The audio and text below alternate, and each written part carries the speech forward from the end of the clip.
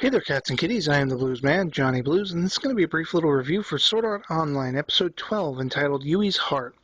This was a really amazing, beautiful episode to watch. It was something that tugged on my heartstrings and gave me a lot of answers, finally, to who this new little girl is that was just debuted last episode, Yui. She was a mystery girl. She had amnesia. She was stumbling around the woods when Kirito and Asuna found her, and I was just really, really wondering what was up with this character. Now, of course, I had some theories of my own in my last video that I spoke about, and it turned out that I hit the nail on the head, surprisingly to me, that she ends up being an AI. Of course, we find that out in this episode. But what really is interesting to me is how this show is playing up the relationships between these characters. You have Kirito and Asuna. They've kind of fallen for each other. They've become a full-on couple within this very life and death, virtual reality world. And I love how it's kind of like an extension of the real world and real life, in that even when you have hard times, even when bad times befall you, you have to find and hold on to joy. It's what gets you through life. And sometimes you find that joy connecting to others. And that's kind of what they explore with these characters and the debut of Yui, because it seems that Yui shows up and it strengthens the bond that they have, not only between each other, but as people in general, and that kind of thing. And I really dig that that's what this character brings across. Now, of course, at the end of the last episode, they were down in the town of the beginnings, hoping to find someone who knew who Yui was, figuring she was probably a child who was lost. But it was very interesting that she didn't seem to have something to identify her in the game. Nobody knows anything about this little girl, but the fact is she's content. And this scene all gets interrupted by this new character by the name, and I hope I'm pronouncing this correctly, Yulie, I think is how it's pronounced, who comes pleading to Kirito and Asuna for help, as she outlines it, because her guild master, a guy by the name of Thinker, has been lost in a deep dark dungeon that was previously unknown and now exists below the town of the beginnings. Now, this is something I find really fascinating, because as people are on the front lines and they're clearing floors, trying to ultimately beat this game and get people back into the real world, save their lives, every time they do this, they are potentially opening up new dangers to people on lower levels, and I just have to wonder how far that's going to go.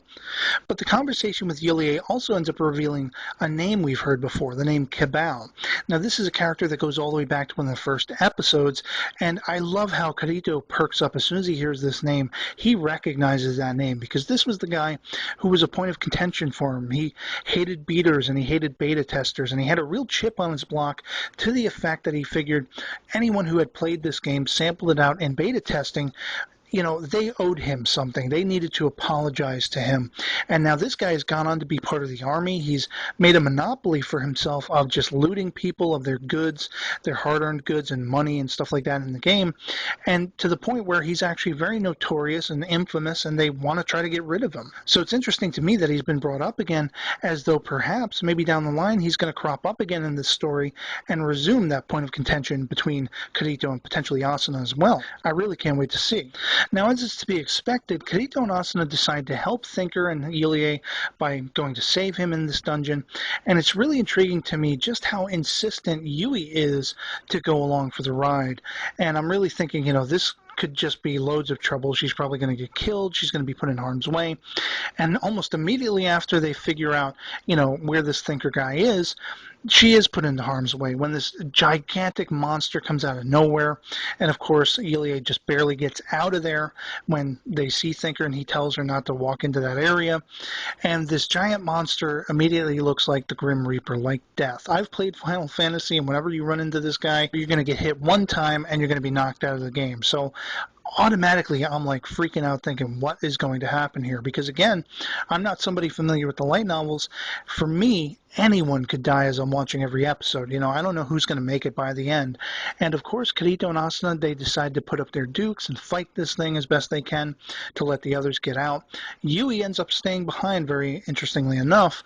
And after this thing hits Kirito and Asuna, knocks them out for the count almost, Yui comes walking in very passively, and essentially she says, I got this.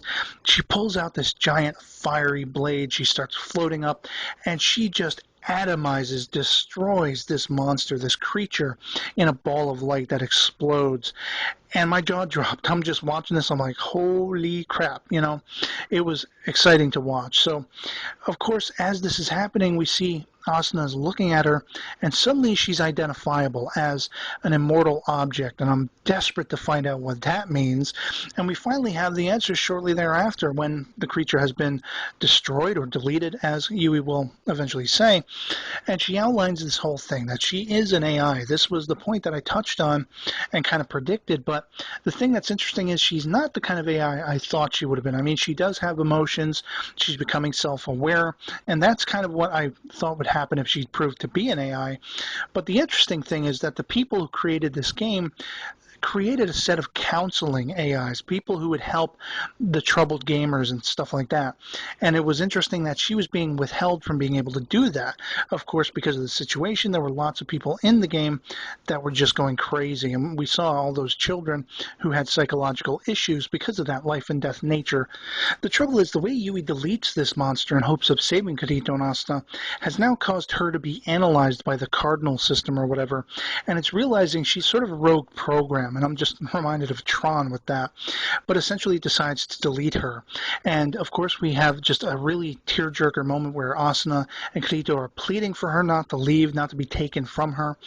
But she sort of just evaporates in a wisp, and Kirito, not to be outdone, jumps at the keyboard at the last second and actually sort of hacks the system and turns her persona into an object in the game. It turns out to be this little crystal, which I love. As he hands it to Asuna, he says, "This is Yui's heart."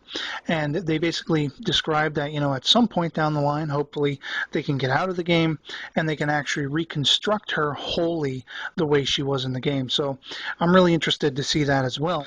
And that's pretty much where we end with this episode. Again, it had something for everybody as far as action, adventure, suspense, and just pulling at the heartstrings. And that's what this show has really done really fantastically from the beginning. And, I'd love to hear from you guys in the comments below or as video response as usual. What you're thinking of the series. Did this two-parter live up to your expectations, whether you're familiar with the light novels or not? Because I was just really, won over by this whole story and the relationship with Yui, and I really, really hope they make good on their promise to each other that they can one day save her, in a sense. And so, yeah, that'll be it for me on this, and I'll catch you later. Peace.